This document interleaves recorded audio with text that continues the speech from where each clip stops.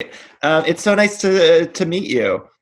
Nice to meet you as well. Thanks for being interested in talking to me about our show. Of course. Well, welcome to Everything Iconic. I got to just say, I binged the entire series of Pop Culture last weekend. I was crying. I was laughing. I thought it was like one of my favorite binge shows of the year. I just think it's fantastic. Wow. And as someone who's like a pop culture nerd, like I love all of it. It was just so refreshing to see you hosting it, because oftentimes I feel like a show like that would have, a host that was more hosty. And I don't mean that as an insult. I just mean like... No.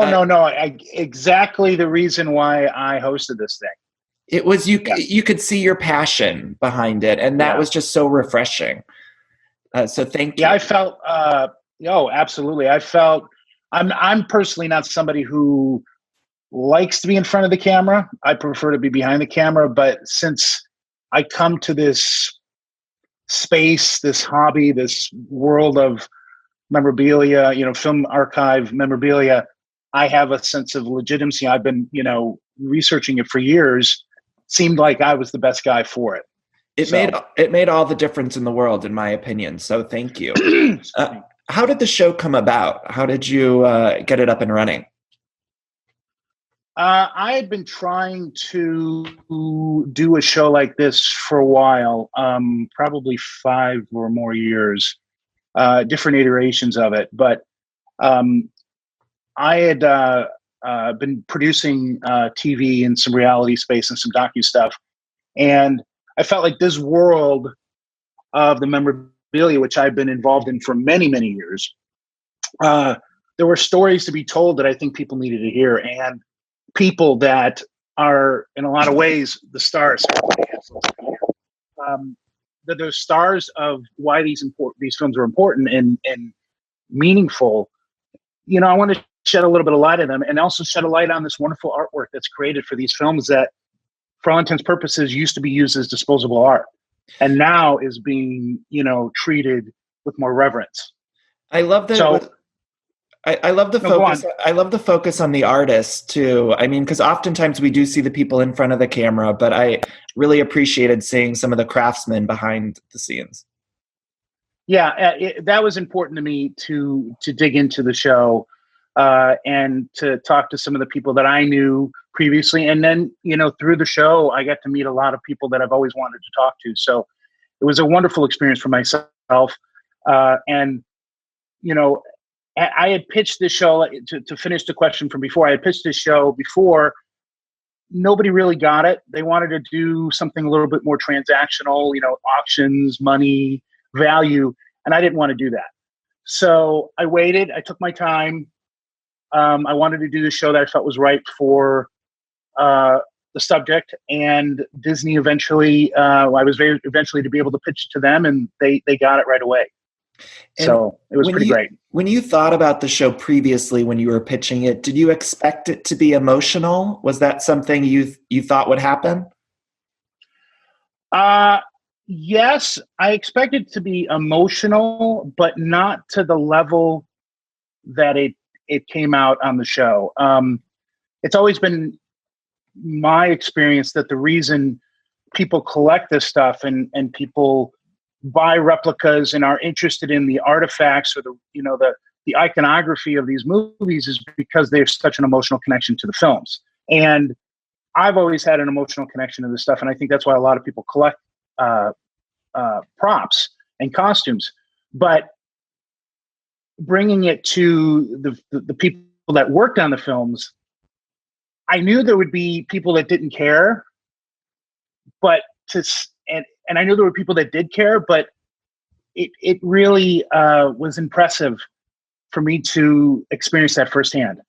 That it does mean a lot to these people because it is part of their history.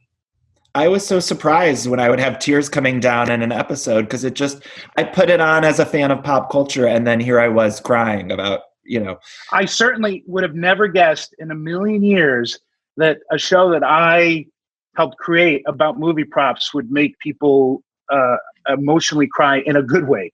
Maybe in a bad way, but not in a good way. Right. So it was very, very heartwarming for me to see that people are starting to connect to this stuff the way I do. which means a lot. Can you talk to me a little bit about your history with collecting? Were you always a collector?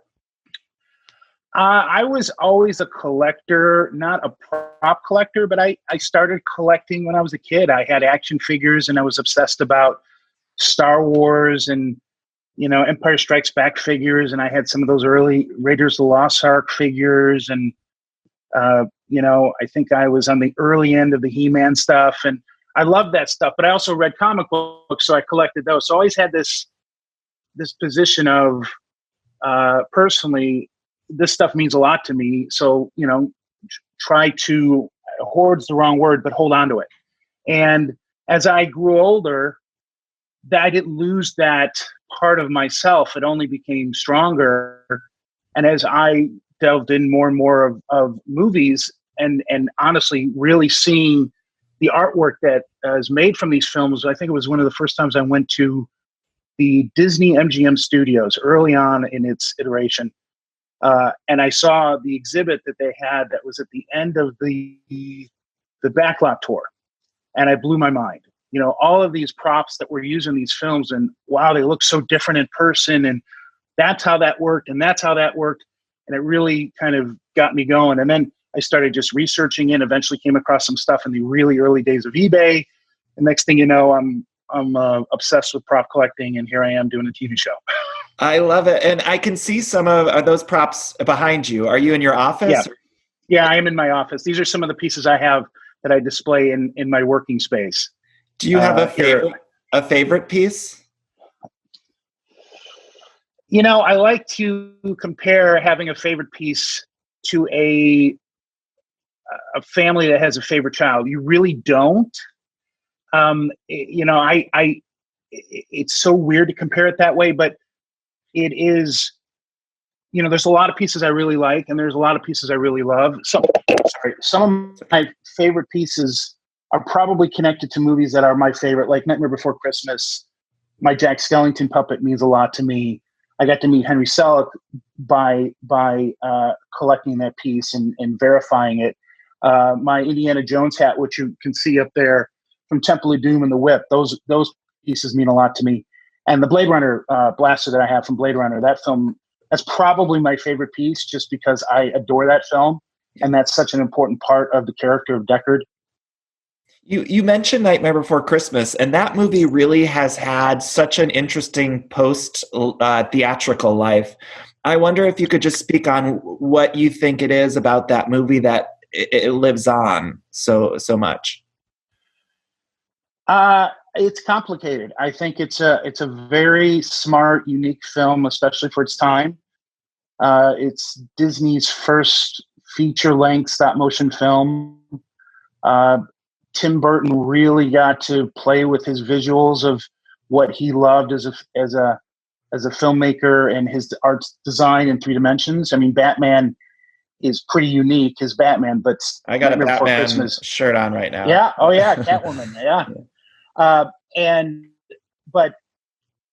That is a key part of it. The music is just so central to the story. Danny Elfman's style is so strong and permeates that entire film.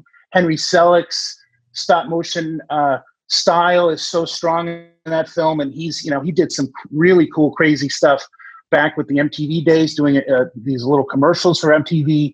You've got all these amazing people working on it, such amazing artists that actually built the stuff for the film.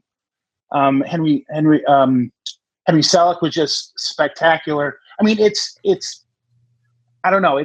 There's so many of these amazing things that come together, and it stands the test of time, and it builds and it builds and it builds. And honestly, the characters are all kind of little toys, so they're very iconic, they're very unique, and that's why the iconography is so strong because of the film. But then it translates into shirts, into toys. June Planning did a whole line of toys that I collected before I collected stop motion puppets. I mean, it's just. Right. It's everywhere. Almost like a lot of magical elements just sort of not accidentally, but seemed to come together for that movie. Yeah. Yeah. Do you Do you have another favorite stop motion movie? Like, is there another one that you think is kind of up there with Nightmare, or is that just the tippy top? No, I'm a really big fan of Henry Selick's work, and Coraline, I Okay. think, is a masterpiece. Yeah. And so that one to me is right up there with Nightmare. Corpse Bride, I think, is really good. One of the things I don't like about Corpse Bride was it was at the beginning of using a lot of digital technology with stop motion, so they cleaned up a lot of the stop motion flaws, which at the time made me feel like it looked like CGI. I've gone back to it, and I see how that was the right move for the time. But you know, what's great about stop motion is all the little flaws inherent to the process. Right. You know, the odd, weird way that the puppets work, and the hair kind of moves around, and even when you use 3D printing to do the faces, you still have little weird aberrations that add a quality of physicality to it. And stop motion, as great as animation is, and I love animation, traditional and in 3D CGI animation, stop motion, you just can feel the handprints on these pieces and the artists that work through the work. Yeah.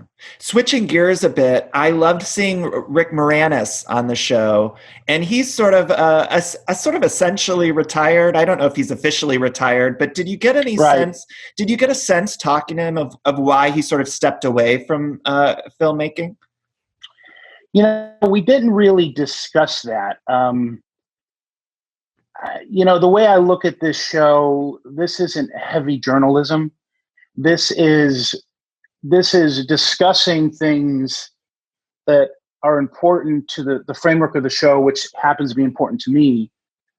But part of the process of the interview is I have conversations with these people. They're not interviews, they're conversations. And just meeting the guy who I've been a huge fan of his work forever. I'm not going to get into, so why'd you retire and what's the deal with your family and all that kind of stuff. So, he just seemed like it was the right, you know, he just seemed happy with what he was doing. And,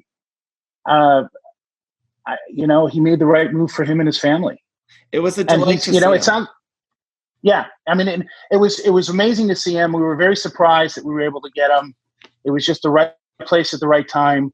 And he seemed to like what we were doing, and it worked for him. And I was very, very proud to be able to sit and talk to him, especially about one of my favorite films, Strange Brew. There's a whole 10-minute conversation which didn't make it into the cut, where we're talking about his background in SCTV and Strange Brew and how he directed that film. And it was awesome. It was a great experience.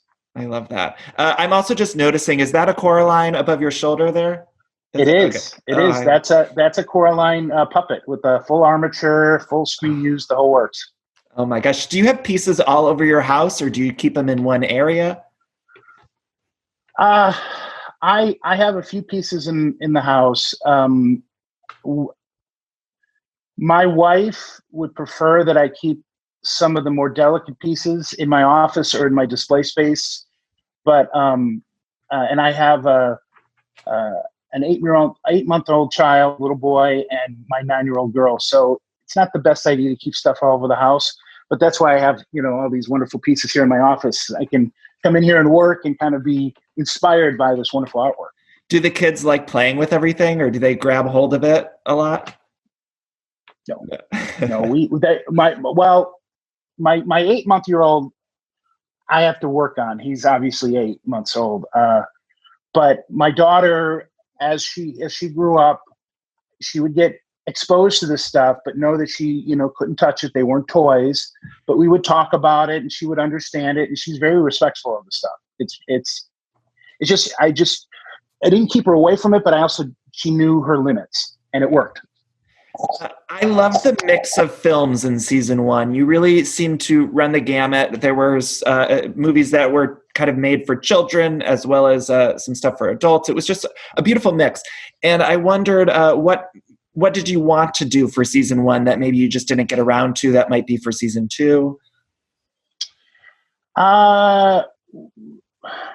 Really wanted to do Raiders of the Lost Ark. That's an important film to me.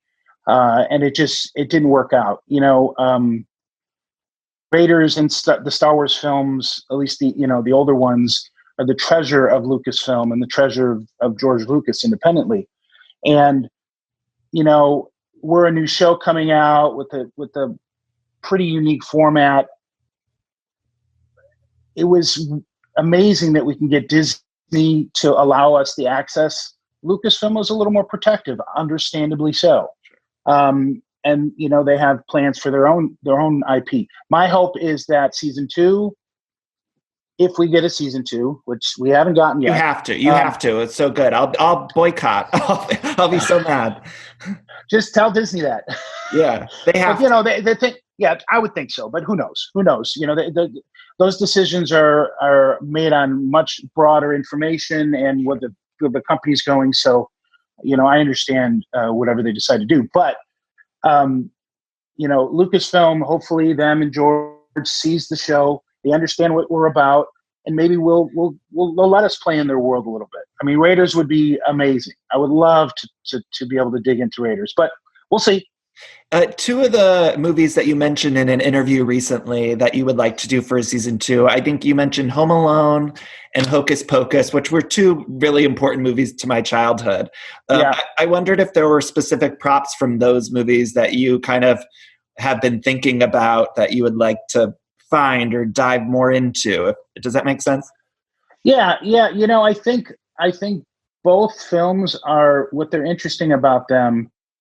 They're very different types of films. Home Alone is a movie that, by all intents and purposes, it's all just regular stuff, right? It's toys, it's bicycle parts, it's sleds. But because of the nature of the film being a physical comedy, there are a lot of specific versions of these things, and those are what I would like to see if we can track down. The more effects stuff, the rubber versions of weapons, the weird costumes that that, like the headpiece that is worn by oh my god, I'm having Joe Pesci. Joe Pesci, right. when he gets his head burned. I mean, that had to have been a specially thing made to look like he was burned. Those kind of things. Let's see if we can figure out if they still exist and what happened to them. Hocus Pocus, I mean, across the board, there's so much wonderful artwork that's made for that film. Makeups, animatronics, hand props, costumes, some amazing costuming. That would, all that stuff. We just got to see what we can find. And, I would say Hocus Pocus, if we get a season 2, I would think, as we go through and figure out these episodes based on what's available and who could we talk to, and is it good for the company and all those kind of things. Hocus Pocus feels like one of those home runs. Another one that to me feels like a big home run would be The Princess Bride. I would love to do The Princess Bride, because it was a Fox film. It's now Disney. It's on the service. And there are just so many great moments in that film, such interesting stuff and interesting people that worked on it, both behind and in front of the camera. I'm curious about your thoughts on the difference between practical and digital effects. I recently had Alec Gillis on the show, and he's done some great work with the Alien franchise and Santa Claus with Disney. And he was enlightening me a little bit about how now we've moved so far into digital effects, and it seems like a lot of films have strayed away from the practical effects. And I wondered your thoughts and why maybe the industry should get back to practical effects a little bit more.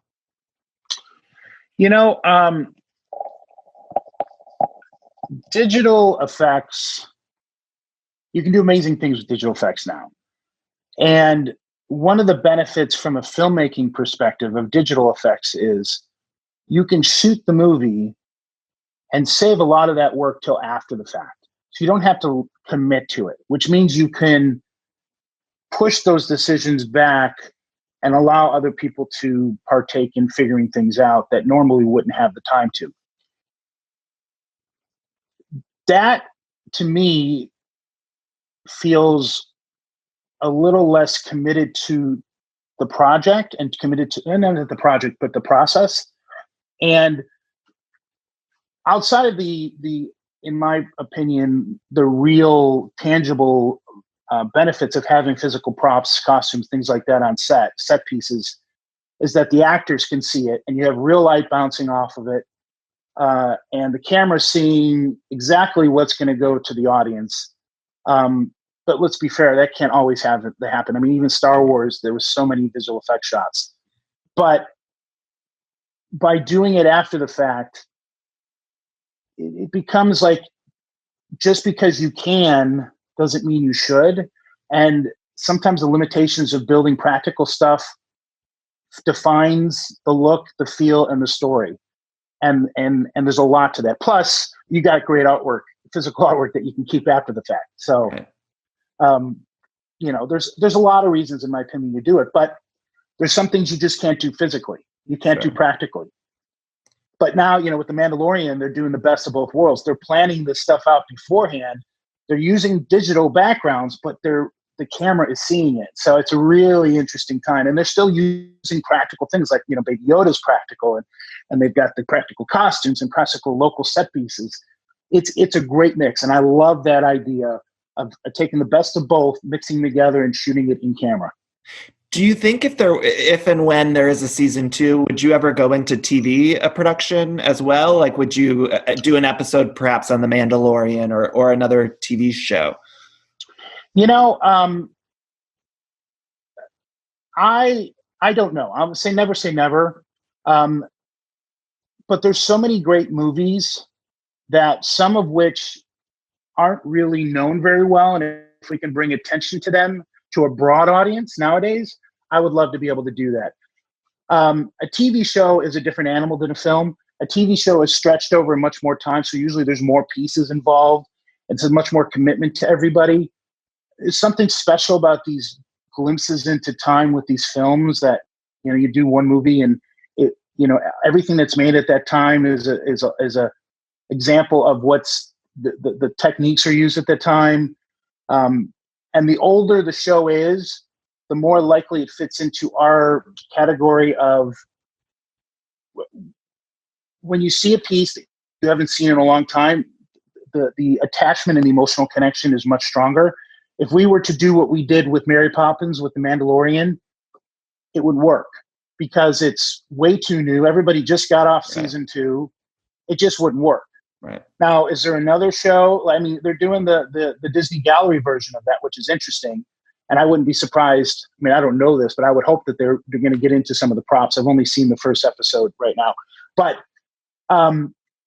there is opportunity to do stuff with that for TV shows. I think our format, which works for us, do it on a film, bring you back to this time that happened, reintroduce you to a movie, reintroduce you to these amazing artists, and try to see this wonderful art in a way that was done differently than it is done now. Well, my favorite part about the show is every single episode that I watched in the first season, it made me want to watch the movie immediately right after. So I thought it was just such a well-done show. One last question before I let you go. Is there one piece that you've been after, whether a Disney film or something else, like a piece that you've maybe gotten close to or that you really want for your collection? I would love to add Deckard's trench coat from Blade Runner to my collection. I have most of the costume already of one of the costumes, which is the costume he uses when he does the human or replicant test with Sean Young's character. But the trench coat is such a big part of that character, and I only know of one that exists out there, and it's a friend of mine who owns it, and I don't think he'll ever let it go, and I respect that. And the better half of me says don't sell it, but of course the other half of me says please sell it. I want to get it, but there's got to be other ones out there. I would imagine they didn't all get destroyed, but that's kind of my holy grail of sorts. All right. Well, Dan, I just want to thank you so much for taking the time to chat with me. I love the show so much. I hope everyone tunes into Prop Culture on Disney Plus. It's fantastic. And I will be there has to be a season 2. I'm not even putting out in the universe there won't be, because I need it. And I need that Home Alone and Hocus Pocus episode. All right. We're going to do our best. Thank you so much for taking the time. Absolutely. Thanks for having me on. I really appreciate your interest. Thank you. Bye-bye.